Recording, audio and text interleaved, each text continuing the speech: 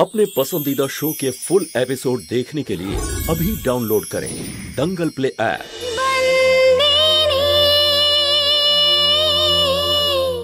এসে গেছিস মা? হ্যাঁ মা, কিন্তু মালিক কোথায়? ডাক্তার বাবুর কাছে গেছে।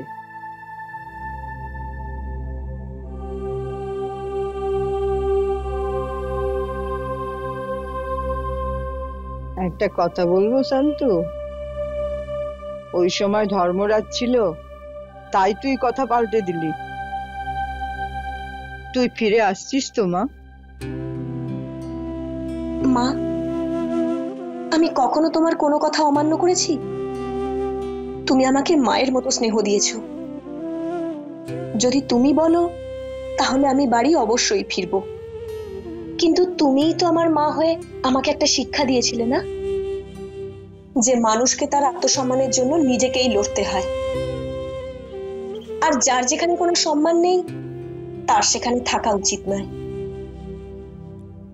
আর তুমি যদি চাও যে সম্মান ছাড়াই ও বাড়িতে আমি ফিরে যাই, তাহলে আমি যাব তোমার সাথে।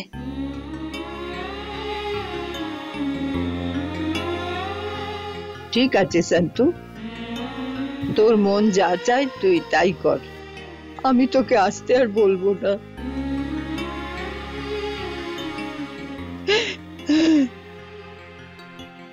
আমি আবেগে অনেক কিছু ভেবেছিলাম।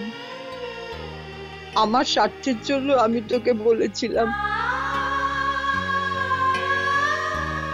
যদি এমনটা হতো না, তাহলে মানুষ মিথ্যে আর সত্যিটা ভুলে যেত। আমিও ভুলে গেলাম। আমি তোকে ফিরে আসতে আর বলবো না।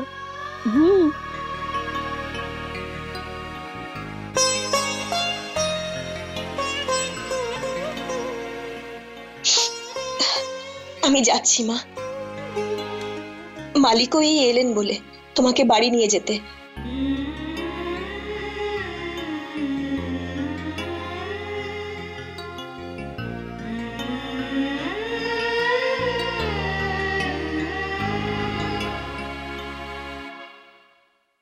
এই মেয়ে,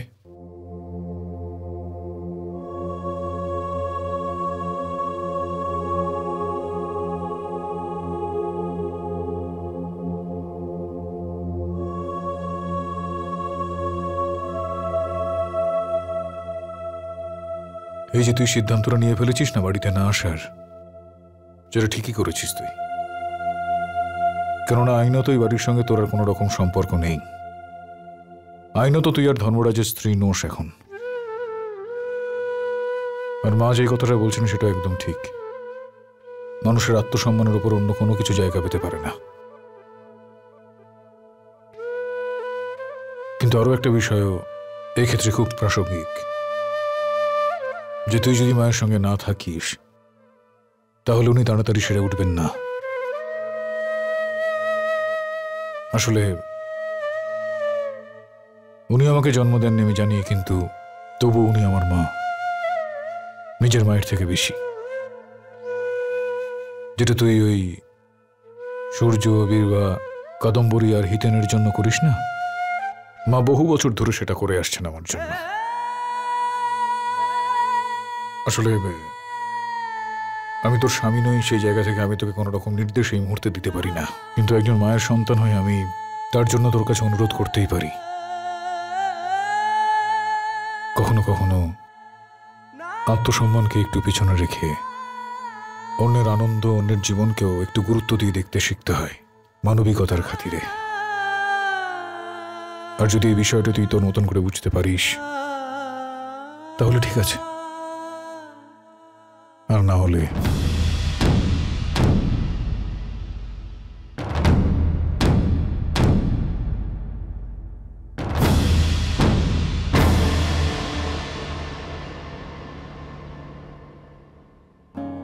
বাড়িতে আবার ফিরে আসা একটা স্বপ্নর মতো মনে হচ্ছে। আমি এখান থেকে গেলাম না, আমার মনে হচ্ছিল না যে আমি আবার ফিরে আসব। আরে মা, খামোখা মাথা গরম করে দাও কেন বলো তো? কতবার তোমাকে আমি বলেছি যে ভালো ভালো কথা বলার চেষ্টা করো। বাড়িতে চলে এসেছো, এখন বিশ্রাম নাও নিজের মতো। বিছানা থেকে একদম উঠবে না তুমি। যেটা দরকার হবে তুমি আমাকে বলবে, ওই মেয়েটা সেই কাজটা করে দেবে।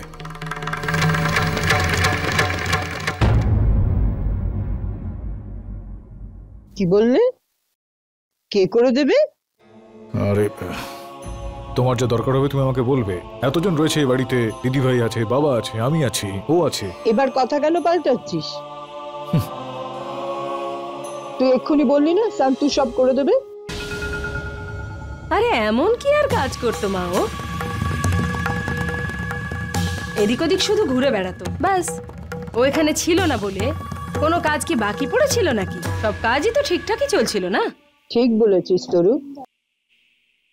ও যখন ছিল না তখনও তো কাজ হতো। যখন একজনের উপর ভরসা এসে যায় না, তখন তাকে ভোলা তো সহজ হয় না।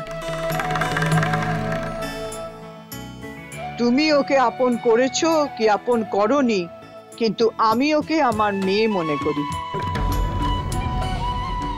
আর ও একজন মেয়ের কর্তব্য পালন করেছে। মা যখন শান্তর ওপর এতটা নির্ভরশীল হয়ে পড়েছে, আর ও যদি শুধু কাজই করতে চায়, তাহলে এখানে থাকতেই পারে।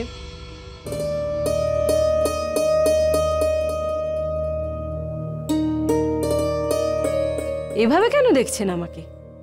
আমি ঠিকই তো বলছি। এমনিতেও এখন শম্ভু নেই, ঝঙ্কুও নেই, তাই কোনো কাজের লোক তো এ বাড়িতে লাগতোই।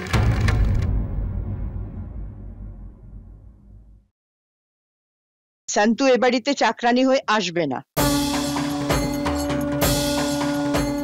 আমি এই অপমান সহ্য করতে পারবো না। তোমার জন্য যদি আমাকে চাকর হয়েও আসতে হয় মা, তাহলেও আমি আসবো।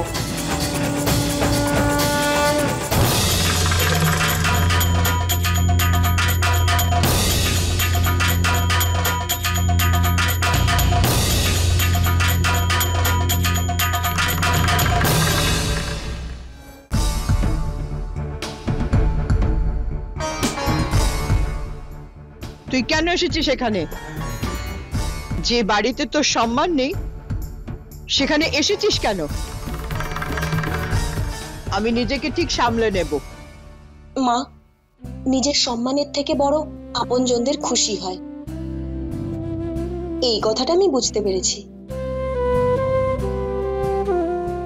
যতক্ষণ না তুমি সুস্থ হচ্ছ, আমি তোমার কাছেই থাকবো। কখনো কখনো নিজের সম্মানের থেকে বেশি আপনজনদের খুশি আর জীবনকে গুরুত্ব দেওয়া উচিত। এটাই হলো মনুষ্য ধর্ম। তুই যদি আমার ঠিক হয়ে যাবার পর চলে যাবি মনে করিস, আমি ভগবানের কাছে প্রার্থনা করব আমায় যেন সুস্থ না করেন। না মা, এরকম বলো না, নয়তো আমি এক্ষুনি চলে যাব এখান থেকে। না না মা, তুই যাস না মা। তুই যখন বলবি আমি তখন ওষুধ খাবো, তুই যখন বলবি তখন খাবো, তুই যা বলবি আমি সবকিছু করবো মা। শুধু তুই চলে যাবার কথা বলিস না মা।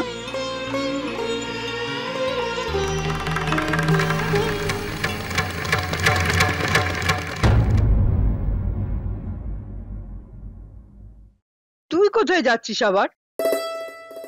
সুভদ্রার বাৎসরিক কাজ রয়েছে না আগামীকাল, সেটার জন্য তো বন্দোবস্ত করতে হবে কিছু।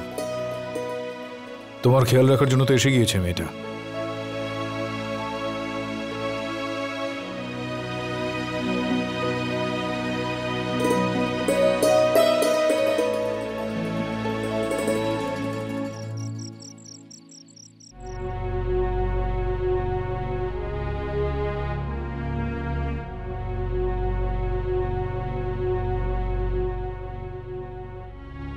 হাই। তুমি এখানে? হ্যাঁ, কারণ তুমি তো আর আমার খবর নিতে আসবে না, তাই আমি ভাবলাম আমিই খবরটা নিয়ে আসি। সত্যি বলবো হিতেন, তোমার সাথে না, মায়ের সাথে দেখা করতে এসেছি। ডিস্টার্ব করিনি ওনাকে, ব্যাস কেমন আছে জেনে চলে এসেছি। কি হয়েছে হিতেন, কোনো প্রবলেম?